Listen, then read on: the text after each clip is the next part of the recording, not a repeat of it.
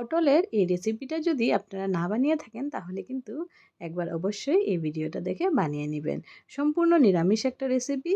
তো নমস্কার বন্ধুরা, কেমন আছেন সবাই? আশা করি সবাই ভালো আছেন, আমিও ভালো আছি। তো আজকে এসে পড়লাম আবার একটা পটলের রেসিপি নিয়ে। তো দেখুন, পটলগুলোকে আমি ভালো করে ধুয়ে নিচ্ছি। তো ভালো করে ধুয়ে পরিষ্কার করে নিয়ে আমি সাইডগুলো কেটে আমি একটু টুকরো টুকরো করে নেব পটলের। তো আলু পটল দিয়ে নিরামিষ তরকারি আমরা সবাই খেয়েছি। তো আমি যেভাবে বানালাম সেটাই আপনাদের সাথে শেয়ার করব। আর খেতে কিন্তু অসাধারণ লাগে। তো আপনারা যদি কেউ না বানিয়ে থাকেন এভাবে, অবশ্যই একবার বানিয়ে দেখবেন। খেয়ে কিন্তু অনেকটা ভালো লাগবে। তো দেখুন, পটলের সাইডগুলো আমি প্রথমে একটু একটু করে কেটে দিচ্ছি। তারপর কিন্তু আমি ছুলে নেব পটলটাকে। তো পুরোটা ছুলবো না, কিছুটা ছুলবো, কিছুটা অংশ বাদ দেবো। মানে অল্প খোসা থাকবে আর অল্পটা ছাড়াবো আর কি। তেমন করে আমি পটলগুলোকে ছুলে নেব। তো এই যে দেখুন, এই যে কিছুটা রাখছি, কিছুটা ছাড়াচ্ছি, এমন করে আমি ছাড়িয়ে নিচ্ছি পটলটাকে। ছাড়িয়ে তারপর আমি টুকরো টুকরো করে নেব। তো এই যে ভালো করে ছাড়িয়ে নিলাম, আমি খোসাগুলো কিন্তু ফেলে দিচ্ছি। তো ছাড়িয়ে যখন টুকরো করব তারপর আপনাদের সাথে শেয়ার করব। আর আলু দিব, আলুটাকেও কিন্তু পটলের সাইজ বুঝেই আলুটাকেও কাটবো। আপনারা যদি পটলগুলো ছোট করে কাটেন তাহলে আলুটাও একটু ছোট কাটলে হবে। আর পটলটা কিন্তু খুব সহজে নরম হয়ে যায় আর মজে যায়। তো আলুগুলো কিন্তু একটু ছোট দিলেও হবে পটলের আন্দাজে, বা যদি মনে করেন একই সাইজের দিবেন তো একই সাইজের দিতে পারেন, বা পটলগুলো একটু বড় রেখে আলুগুলো হালকা একটু ছোট দিলেও কোনো অসুবিধা নেই। তো পটল সবগুলো আমি ছুলে নিলাম। ছুলে এখন আমি পটলগুলোকে এভাবে করে কোনোটা ৩টে, কোনোটা ৪টে টুকরো করে এভাবে করে কেটে নেব। তো আপনারা আপনাদের মাপ মতো করে কেটে নেবেন যতটুকু আপনাদের পছন্দ।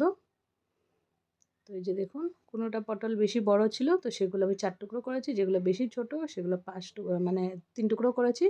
আর যেগুলো একটু আরও বেশি বড় সেগুলোকে আমি ৫ টুকরোর মতো করেছি। আর খুব বেশি বড় রাখলে কিন্তু তেল মশলা ঢুকবে না, তার জন্য একটা বুঝে আপনারা সাইজটা কেটে নেবেন।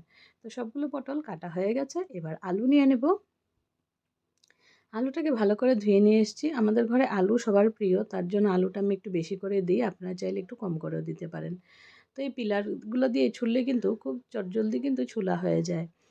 তো আমি পিলার দিয়েই ছুলি। তো পিলারটা দিয়ে আলুটাকে ঝটপট করে আমি ছুলে ফেলছি, ছুলে তারপর টুকরো টুকরো করে কেটে নেব। তো আমি কিন্তু পটলের সাইজে আলুগুলোকেও কাটছি। আপনারা চাইলে আপনারা ছোট বড় করে আপনাদের চয়েস মতো কেটে নেবেন।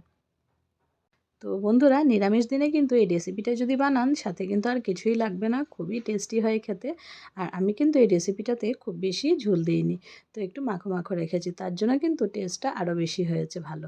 তো এরকম আলু পটলের তরকারি অনেকটা দিন পরে করলাম। পটল দিয়ে অন্য অন্য রেসিপি বানানো হয় কিন্তু আলু পটল রেসিপিটা অনেক দিন হলো আমি বানাই না। আর আগে আমি যখনই বানাতাম একটু গ্রেভিটা বেশি দিতাম, তো এবার কিন্তু একটু গ্রেভিটা মাখো মাখো রেখেছি, তার জন্য কিন্তু টেস্টটা অনেক বেশি ভালো হয়েছে। তো আপনারাও এভাবে ট্রাই করবেন, খুব ভালো লাগে খেতে। তো আমি কথা বলতে বলতে দেখুন আলুগুলো কিন্তু ছোলা হয়ে গেছে। তো আলুগুলোকে এখন টুকরো করে নেব। আর বন্ধুরা, আপনারা কে কোথা থেকে আমার ভিডিও দেখেন আমাকে কমেন্টে জানাবেন। আপনাদের সুন্দর সুন্দর কমেন্টগুলো আমাকে ভিডিও বানাতে অনেকটাই উৎসাহ করে।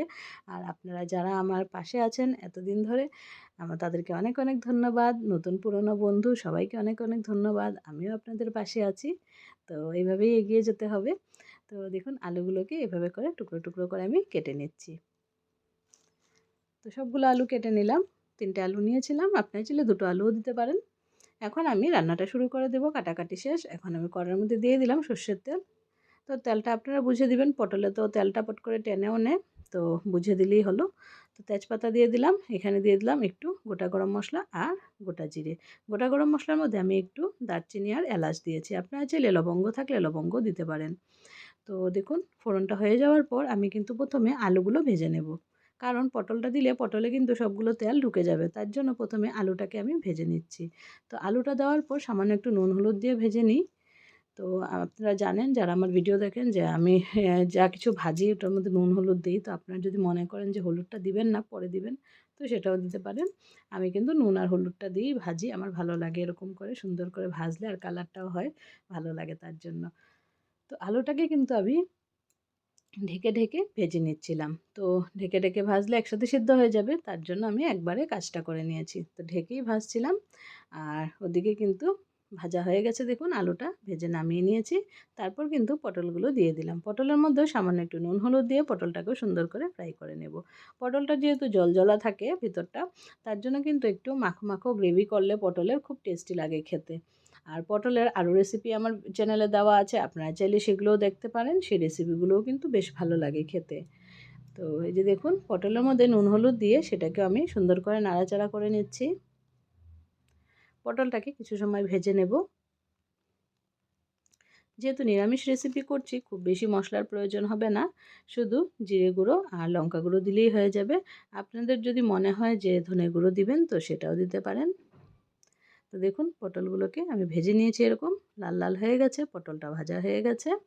এখন আমি মশলা দিয়ে কিন্তু ঝোলের জন্য জলটাও দিয়ে দেব, তাহলেই কিন্তু রেসিপিটা রেডি হয়ে যাবে। খুব বেশি উপকরণের দরকার নেই, খুব বেশি সময়ও লাগে না, সবজিটা কাটতে যতটুকু টাইম ততটুকুই। তো দেখুন পটলে কতটা তেল টেনেছিল, আমি কিন্তু পটলগুলোকে একটু সাইডে উঠিয়ে রেখে তারপর আমি তেল কিছুটা কমিয়ে নিয়েছি, কারণ এত তেলে আমি রান্না করি না, এখন কমিয়ে দিয়েছি তেলটা অনেকটা, যতটুকু মানে না দিলে না হয় ততটুকু দিয়েই রান্নাটা করি। তো দেখুন পটলটা আর পটলের মধ্যে আলুগুলো দিয়ে দিলাম, দিয়ে এবার জিরে গুঁড়ো আর লঙ্কার গুঁড়োটা দিয়ে দিচ্ছি। তো অল্প একটু তেল রেখেছি যাতে মশলাটা একটু ভাজা হয়ে যায়, ওইটুকু তেল দিয়ে, আর বাকিটুক তেল কিন্তু আমি উঠিয়ে রেখে দিয়েছি। তো দেখুন নাড়াচাড়া করে নিচ্ছি, মশলাটা তো গুঁড়ো মশলা পুড়ে যাবে, তার জন্য খুব বেশি আগুন দিইনি, মিডিয়াম আগুনে হালকা হালকা করে আমি একটু ভেজে নিচ্ছি মশলাটা, যাতে মশলার থেকে কাঁচা গন্ধটা চলে যায়। তো এই যে দেখুন নাড়াচাড়া করে নিলাম, ভালো করে নাড়াচাড়া করে নিয়ে এখন গ্রেভির জন্য আমি জলটা দিয়ে দেব। তো যেহেতু আমি মাখো মাখো করছি, খুব বেশি ঝোল তো দিব না, জাস্ট একটু গা মাখা থাকবে ঝোলটা। আর প্রথমে একটু ঝোলটা ফুটবে, আর কিছুটা তো আলুতেও ঝোলটা টানবে, তার জন্য সেই পরিমাণটা বুঝে আমি ঝোলটা দিয়ে দিলাম। তো আপনারা যদি মনে করেন যে একটু বেশি রাখবেন গ্রেভিটা, তাহলে আর একটু ঝোল দেবেন, কিন্তু আমার মনে হয় এই রেসিপিটা একটু মাখো মাখো থাকলে খুব বেশি টেস্টি হয়। তো দেখুন গ্রেভিতে কিন্তু জাল উঠে গেছে, জাল উঠে যাওয়ার পর এখানে আমি শাহি গরম মশলা দিয়ে দিলাম। আপনারা চাইলে বেটে যে দেয় মশলা, দারচিনি এলাচ লবঙ্গ, সেগুলো আপনারা বেটে দিতে পারেন, সেটাও বেশ ভালো লাগে।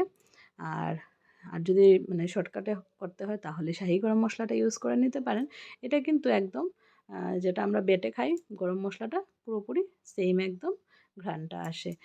তো দেখুন গরম মশলাটা দিয়ে দিলাম, এবার সামান্য একটু চিনি দিয়ে দিচ্ছি, আর একটু আমি এখানে ঘি অ্যাড করব। যেহেতু নিরামিষ রেসিপি, নিরামিষ রেসিপির মধ্যে কিন্তু ঘিটা দিলে খুব বেশি ভালো লাগে খেতে, আর স্মেলটা এত সুন্দর বেরোয়, খুব ভালো লাগে। তো একটু নাড়াচাড়া করে নিলাম, লাস্টে আমি একটু ঘি দিয়ে দেব, তারপর কিন্তু এই রেসিপিটা পুরোপুরি রেডি হয়ে যাবে। এই যে দেখুন আমি দিয়ে দিলাম এখানে কিছুটা ঘি, দিয়ে কিন্তু রেসিপিটা পুরোপুরি রেডি হয়ে গেছে। এবার কিন্তু আমি তরকারিটা নামিয়ে নেব। আপনারা চাইলে কিছুটা আলু গলিয়ে দিতে পারেন, কিছুটা আলু গলিয়ে দিলে ঝোলটা কিন্তু একটু গ্রেভিটা একটু ঘন ঘন হবে, আর খেতেও কিন্তু ভালো লাগবে।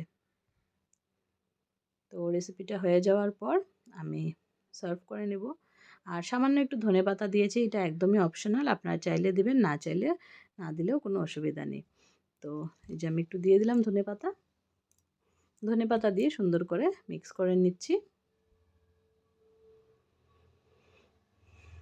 তো এই রেসিপিটা কিন্তু পুরোপুরি রেডি হয়ে গেছে। তো বন্ধুরা আজকের এই নিরামিষ আলু পটলের রেসিপিটা আপনাদের কেমন লাগলো? ভালো লেগে থাকলে লাইক কমেন্ট শেয়ার করে দিবেন। আর যারা চ্যানেলে নতুন বন্ধু আছেন প্লিজ চ্যানেলটাকে সাবস্ক্রাইব করে বেল আইকনটা প্রেস করে রাখবেন। তাহলে আমার ভিডিওসের নোটিফিকেশন সবার প্রথম আপনাদের কাছে পৌঁছে যাবে। আর বন্ধুরা হাইপটা প্লিজ করে দিবেন। তো দেখুন আমি এখন সার্ভ করে নিচ্ছি। তো নামিয়ে নিলাম, তরকারিটা খেতে কিন্তু দুর্দান্ত হয়েছিল। ভাতের সাথেই বেশি ভালো লাগবে খেতে, তবে চাইলে রুটির সাথেও খেতে পারেন, কোনো অসুবিধা নেই। কিন্তু ভাতের সাথে খেয়েছিলাম, বেশ ভালো লেগেছিল। তো আপনারা অবশ্যই একবার ট্রাই করবেন নিরামিষ দিনে। তো আজকের জন্য সবাইকে টাটা বাই বাই। আবার আপনাদের সাথে দেখা হচ্ছে নতুন কোনো ভিডিওতে। সবাই ভালো থাকবেন, সুস্থ থাকবেন। টাটা।